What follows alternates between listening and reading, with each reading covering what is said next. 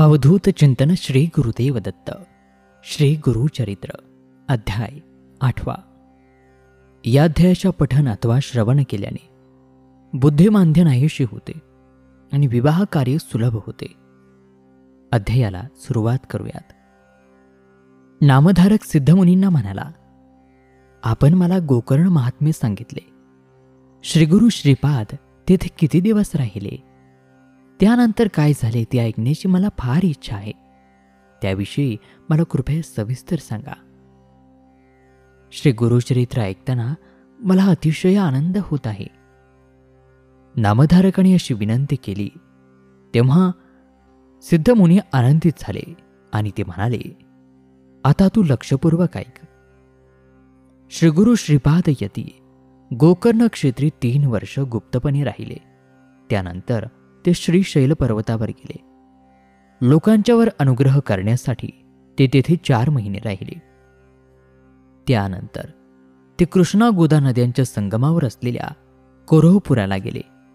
कुरोहपूर हे महाक्षेत्र आहे. त्याचे महात्म्य फार मोठे आहे.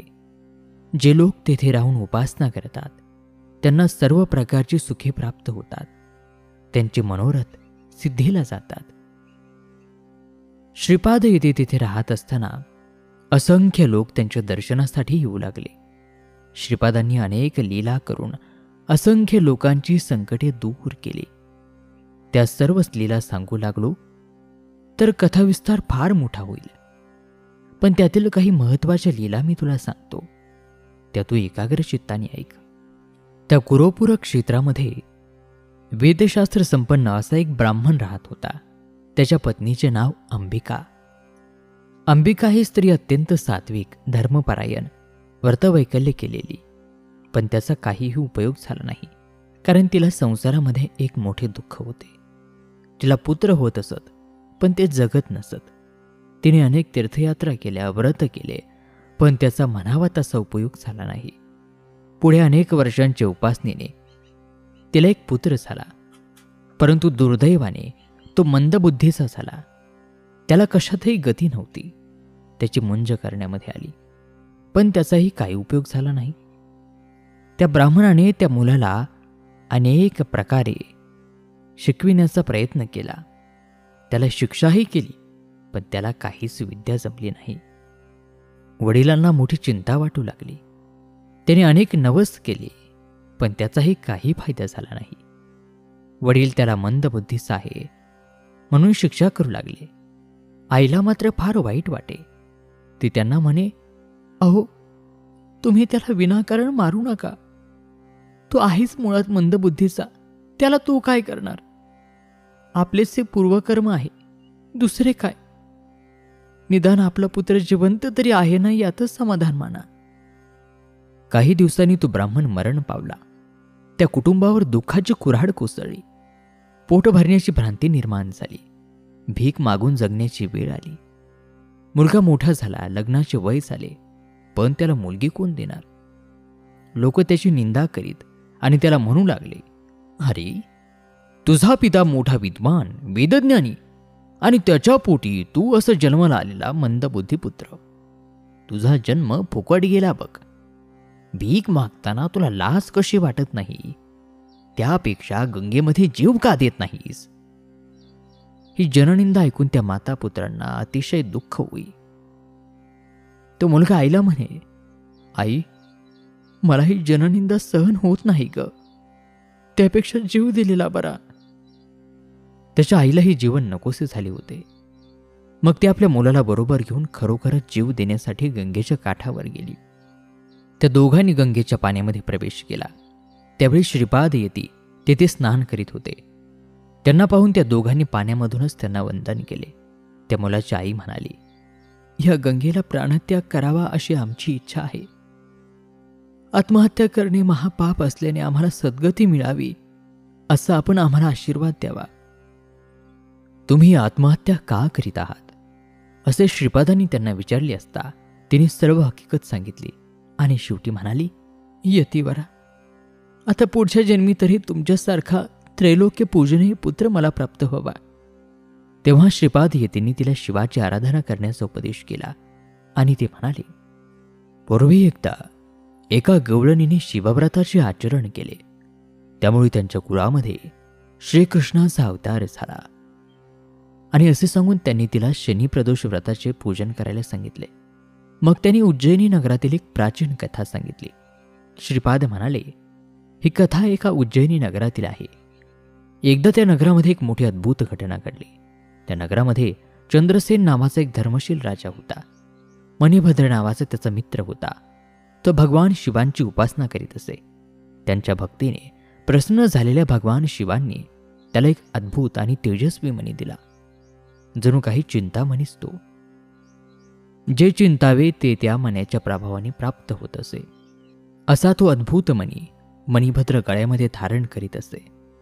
इंद्रसेन आणि मणिभद्र मित्र असल्यामुळे इंद्रसेनही तो मणी गळ्यामध्ये धारण करीत असे. तो अद्भुत मणी आपल्याला मिळावा असे अनेकांना वाटे. अनेक राजांनी तो मणी विकत मागितला, पण इंद्रसेनाने त्याला साफ नकार दिला. त्याने तो मणी अगदी गुप्त ठिकाणी सुरक्षित ठेवला.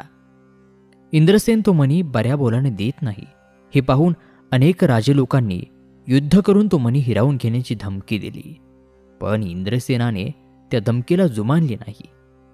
मग इतर राजांनी सैन्यासह उज्जैनीवर स्वारी केली आणि नगराला वेढा घातला.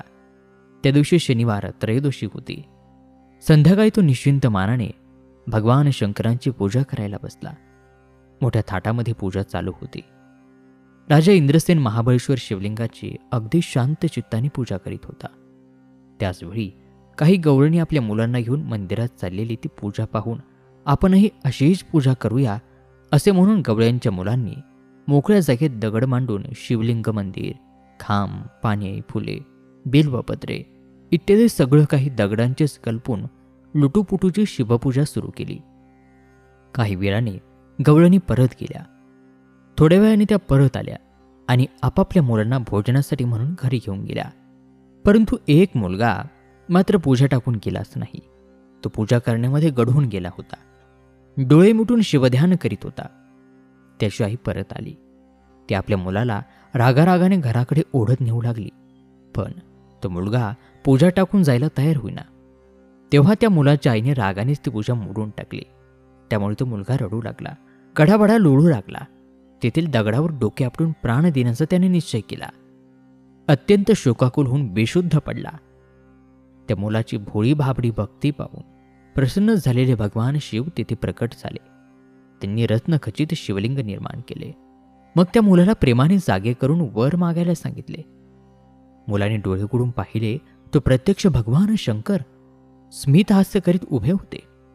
भोवती भव्य रत्नखचित शिवमंदिर सूर्य तेजाप्रमाणे चमकत होते. ते सर्व पाहून आश्चर्यचकित झालेला तो मुलगा शिवचरणांवर मस्तक ठेवून हात जोडून म्हणाला, भगवंता, माझ्या आईवर रागावू नका. तिने आपली प्रदोष पूजा मोडून टाकली. तिला क्षमा करा. त्या मुलाने अशी प्रार्थना केली आणि भगवान शंकर अधिकच प्रसन्न झाले आणि म्हणाले, बाळा, तू चिंता करू नकोस. मी तुझ्या आईवर मुळीच रागावणार नाही. तिच्या पोटी भगवान विष्णू अवतार घेतील आणि तुझ्या आईला त्यांचे लालन पालन करण्याचे भाग्य प्राप्त होईल. तुमच्या वंशाची भरभराट होईल. तुझ्या मनामध्ये जी जी इच्छा असेल ती पूर्ण होईल. असे सांगून भगवान शंकर त्या गुप्त झाले. मात्र ते रत्नखचित मंदिर जसेच्या तसे राहिले. त्या मंदिराचा कोटी सूर्यासम दिव्य प्रकाश नगराबाहेर पसरला होता. ज्या राजांनी नगराला वेढा घातला होता ते तो दिव्य प्रकाश पाहून आश्चर्यचकित झाले. त्यांच्या मनातील राग द्वेष भावना नाहीशा झाल्या आणि ते शिवदर्शनासाठी नगरामध्ये आले. इंद्रसेन राजा मोठा पुण्यवंत आहे, त्याला विरोध करणे योग्य नाही हे त्यांना कळाले आणि मग ते इंद्रसेनाला भेटावायला गेले. इंद्रसेनाने त्या सर्वांचे मोठ्या प्रेमाने स्वागत केले. मग राजा इंद्रसेन सर्वांना बरोबर घेऊन ते रत्नखचित शिवलिंग पाहण्यासाठी गेला. त्यावेळी त्या गवळ्याचे घरही रत्नखचित झाले होते. ते पाहून सर्वांना आश्चर्य वाटले, आनंद झाला. राजाने त्या गवळ्याच्या मुलाची चौकशी केली तेव्हा त्याने सगळी हकीकत सांगितली. ती कथा ऐकून आनंदित झालेल्या सर्वांनी त्या मुलाला अनेक भेटवस्तू दिल्या. मग सर्व राजे स्वस्थळी निघून गेले. प्रदोषकाळी केलेल्या शिवपूजनाचे हे फळ आहे हे राजाला समजले. त्याला अतिशय आनंद झाला. तो मुलगा आपल्या घरी गेला आणि आईला म्हणाला, आई, तुझ्या पोटी नारायणाचा अवतार होणार आहे असे मला भगवान शंकरांनी सांगितले. प्रदोषकाळी तू शिवपूजा पाहिलीस, त्यामुळे तुला शंकरांनी क्षमा करून हा वर दिला. हे कथा सांगून श्रीपाद त्या ब्राह्मण स्त्रीला म्हणाले, तू सुद्धा प्रदोष पूजा कर, तुला माझ्यासारखाच पुत्र होईल. तो कसलीही चिंता करू नकोस आणि मनामध्ये संशयही बाळगू नकोस. असे बोलून श्रीपादांनी त्या स्त्रीला अनेक आशीर्वाद दिले. मग त्यांनी त्या स्त्रीचा मतिमंद मुलाला जवळ बोलावले आणि त्याच्या मस्तकावर आपला वरदहस्त ठेवला. त्याच क्षणी त्याच्या ठिकाणी अनेक ज्ञान प्रकट झाले. तो मुलगा आता अत्यंत तेजस्वी दिसू लागला. त्या स्त्रीला अतिशय आनंद झाला. ती श्रीपादांना म्हणाली, आज मला आपल्या रूपाने प्रत्यक्ष परमेश्वर भेटला. पुढील जन्मी सुद्धा मला तुमच्यासारखाच पुत्र होईल असा मला वर द्या. त्याबद्दल माझ्या मनामध्ये तिळमात्र शंका नाही. त्या स्त्रीने श्रीपादांना प्रत्यक्ष शंकर मानून त्यांची नित्य प्रदोषकाळी पूजा करण्याचे व्रत घेतले. तिच्या पुत्राचाही पुढे विवाह झाला. त्यालाही पुत्र पौत्रादी सर्व काही प्राप्त झाले. नामधारकाला ही कथा सांगून सिद्धयुगी म्हणाले, श्रीगुरु असे कृपावंत आहेत. ते आपल्या भक्तांचे सर्वतोपरी रक्षण करतात. आणि श्रोतहो, याचबरोबर श्री गुरुचरित्रातील अध्याय 8 या ठिकाणी समाप्त होत आहे.